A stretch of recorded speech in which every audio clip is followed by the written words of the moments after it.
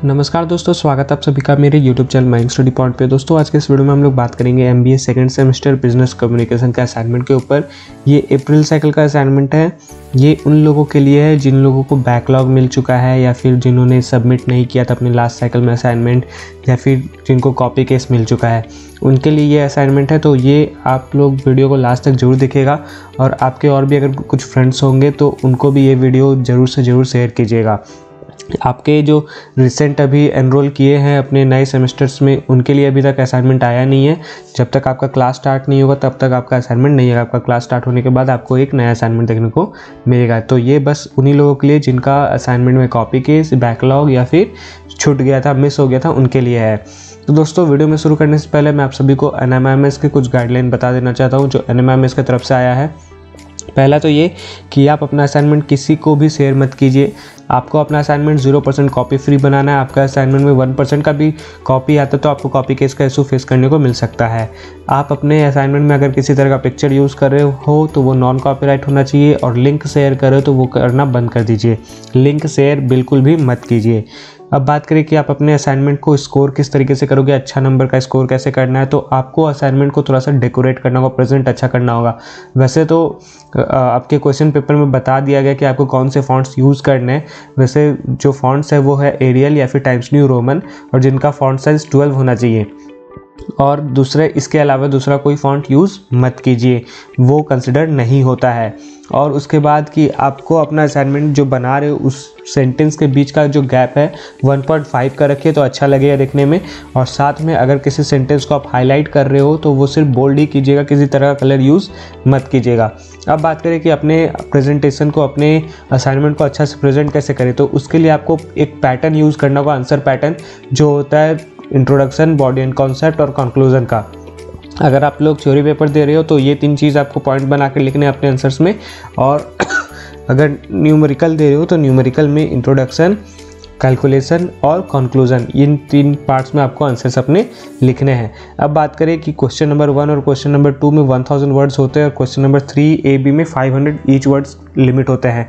तो वो आंसर आप कैसे लिखोगे, तो उसके लिए आपको मिनिमम आप लोग 900 वर्ड्स लिख सकते हो, मैक्सिमम आप लोग 1100 वर्ड्स लिख सकते हो। उससे कम आप लोग लिखिएगा मत। हो सकता है कई बार क्वेश्चंस में आपको कंडीशंस बता दिए जाते हैं कि आपको बस इतने वर्ड्स लिखने तो फिर चलेगा, लेकिन जब तक आपको क्वेश्चन में ये चीज़ नहीं बता रहे कि आप 400-500 वर्ड लिख सकते हो 1000 वर्ड के लिए, तब तक आप 900 वर्ड मिनिमम लिखने की कोशिश कीजिएगा। ओके, कुछ क्वेश्चंस ऐसे होते हैं जिनको 400-500 में कंप्लीट हो जाता है, लेकिन उसको आप लोग और थोड़ा सा बढ़ा सकते हो कुछ एडिशनल सेंटेंस ऐड करके या फिर कंटेंट को ऐड करके। ओके, अब बात करें 500 वर्ड के लिए, तो 500 वर्ड में आपको 450 मिनिमम, 550 मैक्सिमम वर्ड लिमिट है। ओके, तो ये सारा चीज़ मैंने आपको असाइनमेंट को किस तरीके से बनाना है ये हमने बता दिया। अब बात करते हैं हमारे क्वेश्चन की तरफ। तो दोस्तों वीडियो में आगे बढ़ने से पहले अगर आप चैनल पर न्यू हो तो चैनल को प्लीज़ सब्सक्राइब करो, प्रेस करो बेल आइकन को भी, ताकि आपको हमारे आने वाले वीडियो का नोटिफिकेशन तुरंत मिले और आप उसे मिस ना कर सको।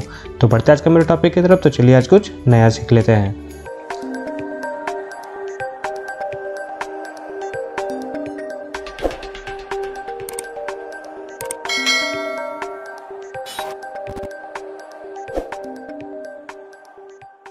तो दोस्तों पहला क्वेश्चन की अगर बात करें तो यहाँ पे ये बताया गया, बिजनेस कम्युनिकेशन का ये पहला क्वेश्चन है जो 1000 वर्ड के लिए है।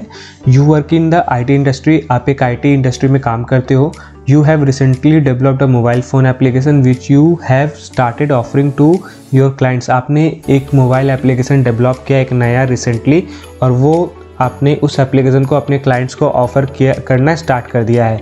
Most of your customer have been using your competitor application. आपके जब आप ये देख रहे हो कि आपके मोस्ट ऑफ द कस्टमर्स जो है वो आपके कॉम्पिटिटर्स के एप्लीकेशन को यूज़ कर रहे हैं, उनको बहुत ही अच्छा रेट भी कर रहे हैं। जब आप ये मार्केट एनालिसिस करते हो तो आपको ये पता चलता है you realized clients are not willing to try out your application. और मार्केट एनालिसिस के दौरान आपको ये पता चलता है कि क्लाइंट्स जो है वो आपके मोबाइल एप्लीकेशन को यूज़ करना नहीं चाहते हैं, और वो सोच भी नहीं रहे कि आपके एप्लीकेशन को चलाएं, यूज़ करें। तो क्वेश्चन सवाल यहाँ पे ये आता है कि what measures will help you enhance your credibility in the market. अब यहाँ पे आपको यही बताना है कि आप किस तरह के मेजर्स लोगे, अपने क्रेडिबिलिटी को इन्हांस करने के लिए हेल्प लोगे कौन से मेजर्स का हेल्प लेके आप अपनी क्रेडिबिलिटी को इन्हांस करोगे अपने मार्केट के अंदर। तो इसका जो आंसर है वो आपको पेज रेफरेंस ई बुक और हार्ड बुक दोनों का दे रखा है मैंने, आपको नीचे कंटेंट भी बता रखा है मैंने। अब सॉरी दोस्तों, मेरा फ़ीवर अभी भी बहुत अच्छा से ठीक नहीं हुआ, इसलिए बीच बीच में वीडियोस में कुछ खांसी की आवाज़ आएंगी, तो प्लीज़ इनको इग्नोर कीजिएगा। तो हम लोग पेज रेफरेंस ई बुक में चलते हैं। तो ई बुक के लिए हम लोग पेज नंबर 54 में चलेंगे। तो यहाँ पे ई बुक मैंने खोल रखा है, पेज नंबर 54 में चलते हैं और वहाँ पे थोड़ा सा स्क्रॉल करने के बाद आपको यहाँ पे adapting to your audience building strong relationship के बारे में बताया गया। तो आप सबसे पहले इसके बारे में बता दो कि क्या है एस्टेब्लिशिंग योर क्रेडिबिलिटी। यहाँ पे जो भी मैंने यहाँ पे जो बुक में लिखा हुआ है, इसमें ये पॉइंट्स को आपको ऐड करना और 1000 वर्ड के लिए आपको लिखने हैं। दोस्तों आप लोग चाहो तो एक्सटर्नल सोर्सेज का भी यूज़ कर सकते हो, ज़रूरी नहीं कि आपको बुक से ही आंसर्स लिखने हैं, आप अपने एक्सटर्नल सोर्सेज का यूज़ करके आंसर भी लिख सकते हो। लेकिन याद रखिए कि बुक से लिखो या किसी एक्सटर्नल सोर्सेज का यूज़ करके लिखो, आपको आंसर्स अपने वर्ड में लिखने, कहीं से भी कॉपी नहीं करना है। कॉपी करोगे तो आपको कॉपी केस मिलेगा। सारे आंसर्स आपको अपने वर्ड्स में लिखने, पहले आप आंसर्स को पढ़िएगा, उसके बाद आंसर्स को लिखिएगा। तो ये होता है। उसके बाद आता है यहाँ पे दोनों चीज़ मैंने आपको बता रखा है, 54 से लेके 56 पेज नंबर तक आपको जितने भी यहाँ पे पॉइंट्स देखने को मिल रहे हैं, यहाँ तक रेपुटेशन तक, ये सारे चीज़ों को आपको लिखना है। आप चाहो तो अगर 1000 वर्ड अगर कवर नहीं हो रहा तो फिर आप उसके नीचे थोड़ा सा स्क्रॉल करोगे तो वहाँ पे भी आपको कुछ ऐसे पॉइंट्स देखने को मिल रहे हैं जहाँ पे आप बता सकते हो कस्टमर से किस तरीके से डील करेंगे। तो इन पॉइंट्स को भी आप थोड़ा थोड़ा पढ़कर अपने वर्ड्स में लिख सकते हो। यहाँ पे जो ये सारे पॉइंट्स बता दिए गए हैं, understand the difference between texting and writing, ये सारा पॉइंट्स आप लोग छोटा छोटा करके लिख सकते हो अगर आपका 1000 वर्ड कवर नहीं हो रहा है तो। और अगर कवर हो जा रहा है, आप कवर कर दे रहे हो 900 1000 वर्ड तो चलेगा, आप वहाँ तक लिख सकते हो, इतनी दूर तक आप लोग लिख सकते हो 56 पेज नंबर तक। ओके, तो ये आपका क्वेश्चन नंबर 1 जो है सॉल्व हो गया 54 से लेके 56 पेज नंबर ई बुक के अंदर और 44 से लेके 46 हार्ड बुक के अंदर। ओके, अब हम लोग क्वेश्चन नंबर 2 की बात करें तो क्वेश्चन नंबर 2 में ये बोला गया है कि based on the stage that you are in your career, आपके करियर के आप एक ऐसे स्टेज पे खड़े हो जहाँ पे आप अपने करियर का स्टार्ट कर रहे हो।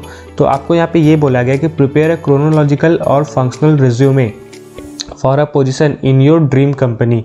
आपको अपना रेज्यूमे प्रिपेयर करना है या तो क्रोनोलॉजिकल में या तो फिर फंक्शनल में, इस एक ऐसे पोजीशन के लिए जो आपका ड्रीम कंपनी, आप अपने ड्रीम कंपनी में किसी भी पोजीशन के लिए आप अपना एक रेज्यूमे प्रिपेयर करो जो क्रोनोलॉजिकल हो या फिर फंक्शनल हो। आप इन दोनों में से किसी एक को कर सकते हो या फिर दोनों करके बता सकते हो, इसमें कोई इशू नहीं है।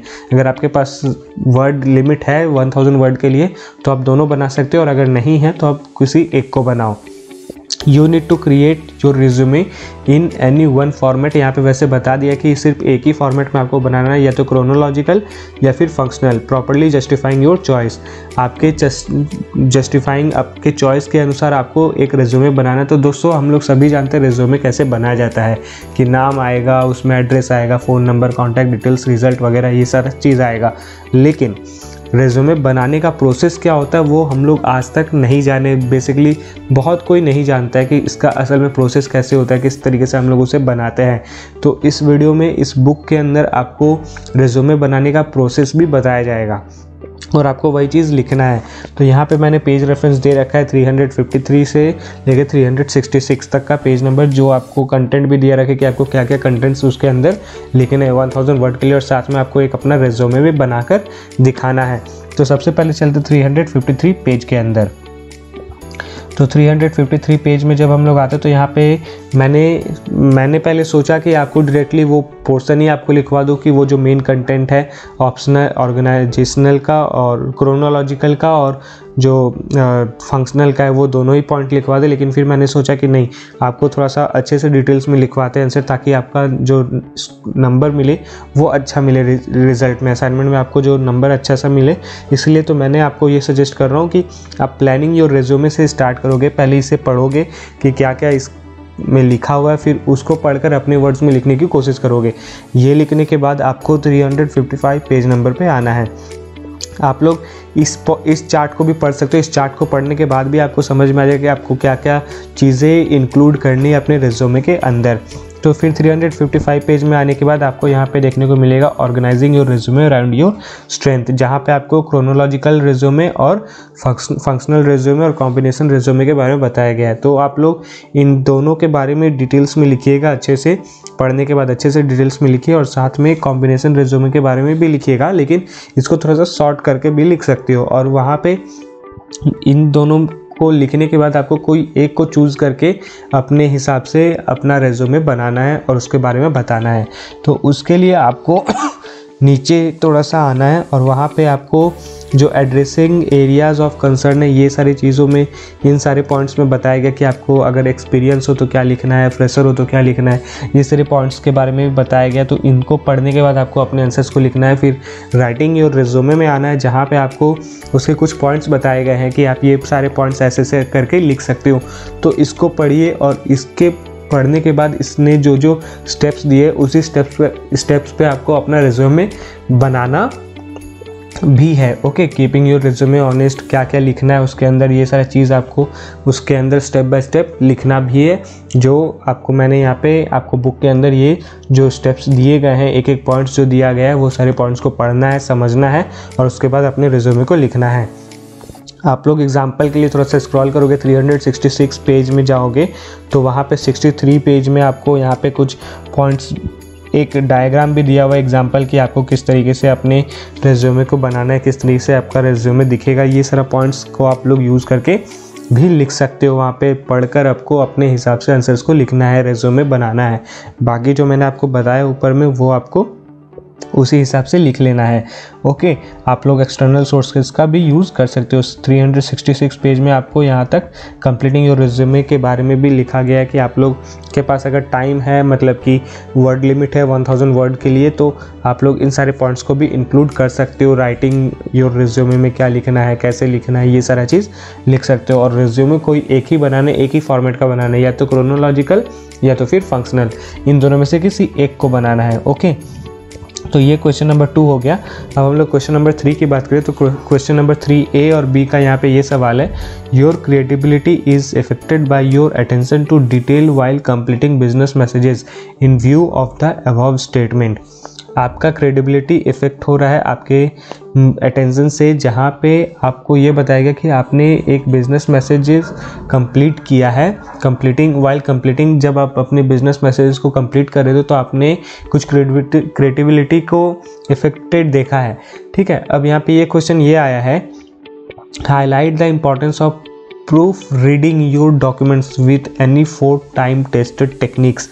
इसके बारे में आपको लिखना है कि एक प्रूफ रीडिंग का इंपॉर्टेंस लिखना है। जब आप प्रूफ रीडिंग योर डॉक्यूमेंट कर रहे हो, जो 4 टाइम टेस्टेड टेक्निक्स में से एक है, उसका हाईलाइट आपको यहाँ पे लिखना है, जो 500 वर्ड्स के लिए आएंगे।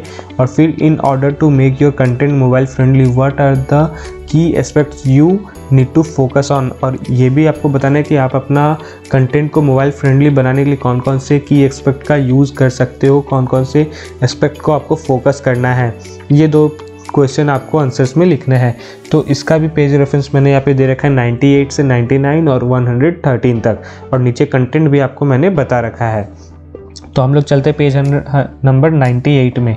तो 98 में जाने के बाद आपको थोड़ा सा स्क्रॉल करना है, जहाँ पे आपको प्रूफ रीडिंग योर मैसेज के बारे में बताया गया है।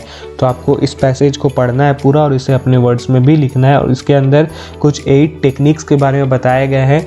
उन 8 टेक्निक में से किसी 4 के बारे में आप लिख सकते हो, या फिर किसी 4 को आप अच्छे से डिफाइन कर दो और बाकी के जो 4 है उसके पॉइंट्स को नॉर्मल 1-1 पॉइंट करके लिख दो कि ये बाकी ये सारे पॉइंट्स भी है, ताकि आपका आंसर जो रहे अच्छा लगे देखने में, और जो कॉपी चेकर उसको भी फील हो कि आपने इस बुक में से कंटेंट को अच्छे से पढ़ा है और अच्छे से समझा है, तभी आपने आंसर्स को लिखे हैं। तो इसी तरीके से नंबर स्कोर भी किया जाता है दोस्तों, ऐसे ही आप लोग स्कोर कर पाओगे। तो ये आपका 98-99 पेज नंबर में आ गया। उसके फिर 113 पेज में चलते, जो हम लोग का आंसर नंबर बी के लिए है। तो 113 में आने के बाद आपको यहाँ पे optimizing content your mobile devices के बारे में बताया गया है, जो इसका नेक्स्ट चैप्टर है। तो इसे आपको पढ़ना, इस पैसेज को पढ़ना, और यहाँ पे जो पॉइंट्स दिए हुए उन पॉइंट्स को भी आपको लिखना है। उसमें 3B के लिए आंसर्स में आपको ये सारे पॉइंट्स का भी यूज़ करके लिखना है कि ये सारे एस्पेक्ट्स को हम लोग फोकस कर सकते हैं। तो ये 3A और 3B का आंसर मैंने आपको यहाँ पे बता दिया। तो दोस्तों आज के लिए बस इतना ही। उम्मीद करता हूँ कि आप सभी को मेरा वीडियो पसंद आया होगा। तो जाते वीडियो को लाइक करें और अगर आप चैनल पर न्यू हो तो चैनल को प्लीज़ सब्सक्राइब करें, प्रेस करें बेल आइकन को भी, ताकि आपको हमारे आने वाली वीडियो का नोटिफिकेशन तुरंत मिले और आप उसे मिस ना कर सको।